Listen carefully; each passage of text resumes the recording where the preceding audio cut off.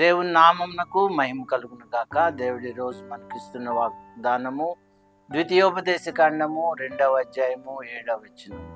నీ దేవుడైన యెహోవా నీకు తోడై ఉన్నాడు, నీకేమీ తక్కువ కాదు. మన కొరతలన్నీ తీర్చే దేవుడు, మన చింతలన్నీ తీర్చే దేవుడు, మనకన్నీ సమకూడి మేలుకరముగా జరిగించే దేవుడు. ఆయన మనకి ఏ మేలు కొదువు చేయవాడు కాదు. కాబట్టి దేవుడు మన పక్షం ఉన్నాడు. ఆయన మనతో ఉండే దేవుడు, నిరంతరము మన వెంబడి నీడలాగా మనల్ని అంటి ఉండే దేవుడు. మనకు కొదువలు ఏమున్నాయో అవి ఎరిగి ఆయన తీర్చే దేవుడు.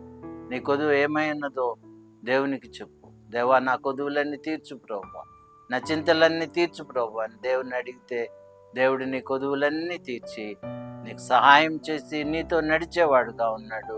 అట్టి కృప దేవుడు దయచేయను గాక. దేవా, నీకు వందనాలు ప్రభువా. మా కొదువులన్నీ తీర్చండి, మా అవసరతలన్నీ తీర్చండి, నిత్యము మాతో ఉండమని యేసు నామములో ప్రార్థిస్తున్నాను తండ్రి. ఆమేన్.